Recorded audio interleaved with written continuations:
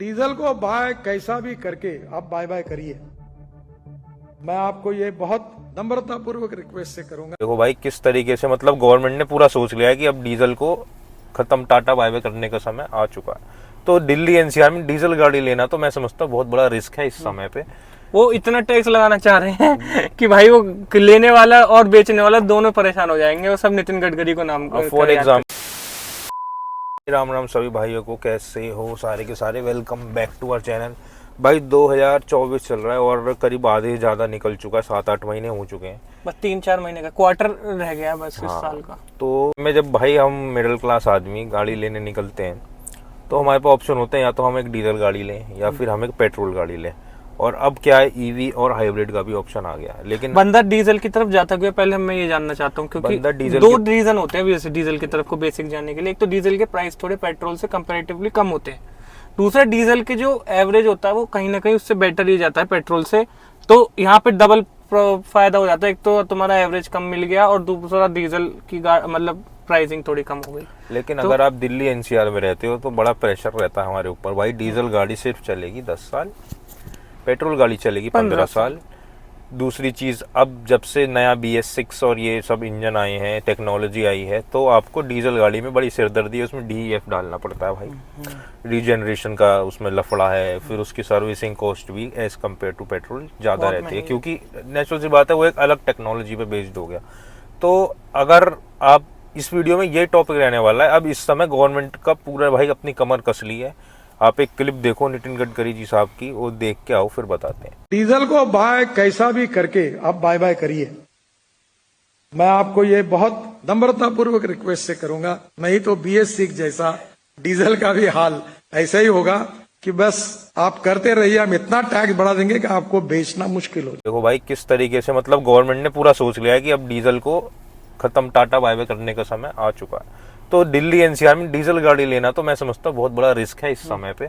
वो इतना टैक्स लगाना चाह रहे हैं कि भाई वो लेने वाला और बेचने वाला दोनों परेशान हो जाएंगे। वो सब नितिन गडकरी को नाम फॉर एग्जाम्पल, हमने इतनी बड़ी SUV लिया भाई, कई लोग हमें बोलते हैं कि तुम बेवकूफ हो, तुमने पेट्रोल में ली है गाड़ी। लेकिन भाई हमने सोच समझ के डिसीजन लिया था, हमें पता था इन फ्यूचर यही होने वाला। हम गाजियाबाद NCR में रहते हैं भाई, तो 10 साल एक तो गाड़ी के 5 साल वैसे ही कट गए। डीजल गाड़ी कंपेयर टू पेट्रोल महंगी भी होती है, फर्क आता है 2 लाख रुपए का करीब फर्क निकल के आ ही जाता है टॉप एंड वेरिएंट में।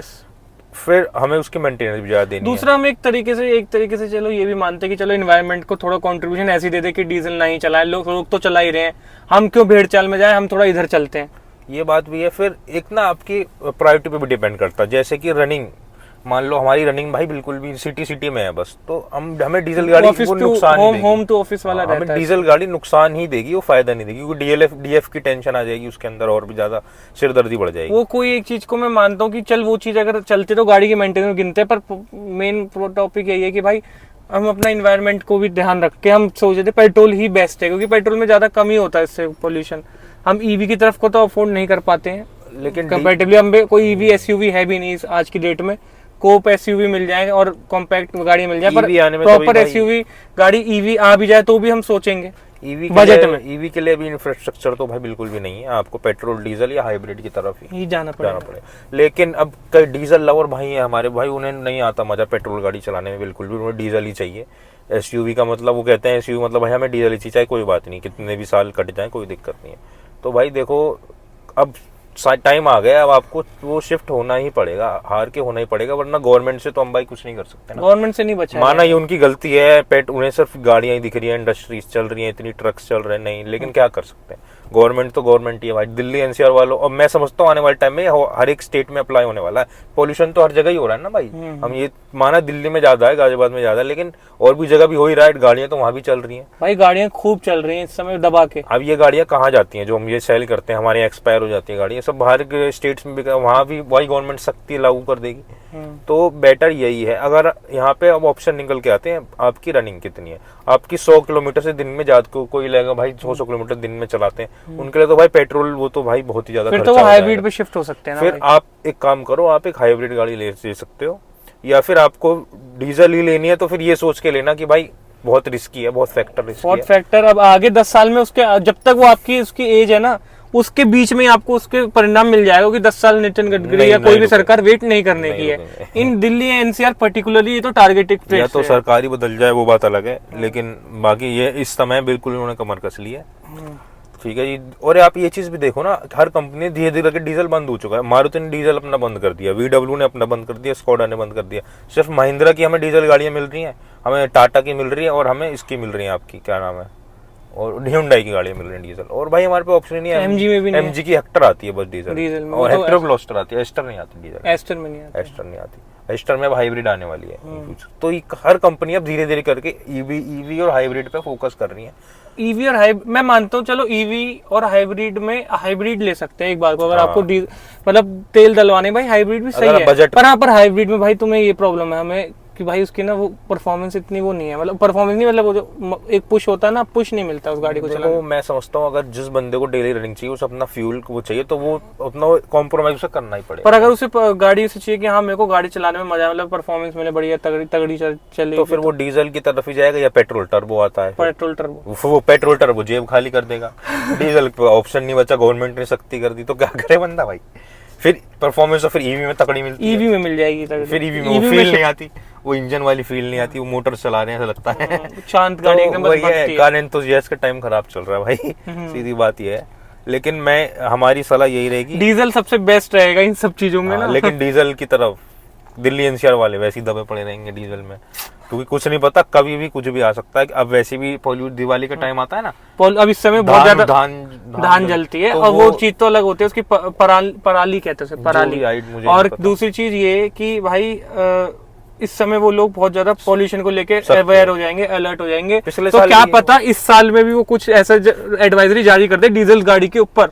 पिछले साल हुआ तो था, डीजल गाड़ी दिल्ली में जो पुरानी BS वाली थी इंजन, वो बंद कर दी थी कुछ टाइम के लिए। हाँ, कुछ टाइम के लिए बंद कर दी थी भाई। तो अब वही मैंने कह रहा हूँ कि हर साल तुम्हारा साल एंड में वो लोग अलर्ट हो जाते हैं पॉल्यूशन को लेके, क्योंकि इस समय हरियाणा साइड अपने किसान भाई खूब से जलाते हैं पैडी को, तो भाई पॉल्यूशन बढ़ेगा। दिवाली का ऊपर है, दिवाली पे पॉल्यूशन बढ़ता ही है। तो भाई देख लो डीजल अगर आपको उसके बाद भी लेनी है तो भाई। अब फॉर एग्जांपल अब थर्ड रॉक्स आई है भाई, तो लोग डीजल में पूरी भर के आई है। अब कंपनी ने भी दिमाग अपना अच्छा ही दौड़ाया कि 4x4 सिर्फ डीजल में दी है, पेट्रोल में दी नहीं है। क्या करें, बंदा हार के डीजल, जिसको 4x4 चाहिए वो डीजल ही लेगा, फिर वो भुगतेगा। तो हर तरफ से कंज्यूमर, हम जैसा कंज्यूमर घिसा पड़ा है भाई। कंपनीज भी अपनी मनमानी कर रही है, ये लोग भी अपनी पर ये है कि एक सरकार अब होने नहीं देगी ज्यादा, तो इससे अच्छा कि कंपनीज का तो पता नहीं, पर कंज्यूमर तो अलर्ट होकर अपने आप नुकसान ना करो, अपना नुकसान ना करे, क्योंकि कंपनीज का जब भी पैसों के लॉस में कुछ नहीं जाता, आम आदमी का, मिडिल क्लास आदमी का जो है उसका जाएगा, जो भी जाएगा। तो इसलिए कोशिश करें। देखो कंपनी ने बेच दिया माल, चलाने वाले की दिक्कत, पुलिस वाले से बचना है, और कोई लागू हो गया कोई रूल, तो फिर उसको ये होगा कि भाई अब गाड़ी नहीं निकाल सकता है, कुछ भी जो भी फैक्टर हो जाए, तो भाई कंपनी का क्या, कंपनी ने कुछ नहीं किया, कंपनी ने गाड़ी बेच दी, उसका काम खत्म हो गया। सवारी अपने सामान की खुद जिम्मेदार है भाई। कंपनी का क्या है, वो पीछे से ऑर्डर आएगा बंद कर दो, बंद कर देंगे। जिसने ले ली वो फंस गया भाई, क्या करे, या तो उसे बेचो, नुकसान नफे में जाओ, और क्या भाई, कुछ भी नहीं है। तो बेहतर यही है, थोड़ा सा मन को मारो, और अगर बहुत ज्यादा रनिंग है, नहीं आप वो कर सकते, तो फिर तो आपकी मजबूरी है भाई, लेनी पड़ेगी। रनिंग कम है तो या तो कोशिश कर सकते हैं कि हम लोग इस पे शिफ्ट हो जाए, क्या पता कि हमें अच्छा ही लगे, मतलब शिफ्ट हो जा सकता है, कहने का मतलब ये है। देखो आदत की बात है, सीधी सीधी, जब धीरे धीरे आदत डल जाएगी हो जाएगा। लेकिन वही है, पेट्रोल में बंदा इसलिए हिचकिचाता है क्योंकि भाई एवरेज, मान लो ये है गाड़ी है, अभी भी भाई खड़े खड़े हम वीडियो शूट कर रहे थे, कितनी रेंज गिर गई इसकी स्टार्ट में। 148 पे थी, अभी 129 पे आ गई है, 128 पे आ गई। तो क्या करें, लेकिन 20 किलोमीटर की भुगतना पड़ता है। डेली 2000 का तेल, कभी 2500 का तेल हफ्ते में डलता ही रहता है भाई। लेने को डीजल ले सकते थे, 1-2 लाख में कोई फर्क नहीं पड़ता। 2500 का तेल आप हफ्ते का कम बता रहे हो भाई, 3+ जाता है। देखो तो हर दूसरे दिन डली जाता है 1000 का। वही है, तो इसलिए ये चीज सोच समझ के अपना, अपनी रनिंग को देख के, कैलकुलेशन को करके।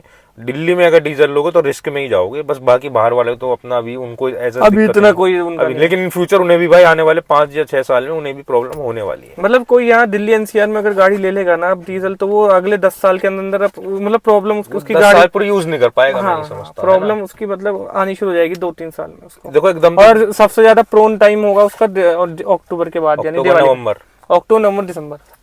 उस टाइम तो हो सकता है Quarter गाड़ी घर में- पे खड़ी रहे है ना भाई। ठंड में वो थोड़ा हो जाए। तो डीजल बेसिकली रनिंग पे डिपेंड करता है, और पेट्रोल आपकी देखो पैसे बचाएगा तो नहीं, लेकिन आप टेंशन फ्री तो रहोगे कम से कम, पेट्रोल का भी कुछ नहीं होने वाला। ठीक है जी, चलो बाकी कमेंट करके बताओ भाई आप किस चीज़ को अभी भी प्रेफरेंस देना चाहोगे, अगर कोई गाड़ी प्लान कर रहे हो तो। मिलेंगे अगली वीडियो में, तब तक के लिए गुड बाय, टेक केयर। जय श्री राम।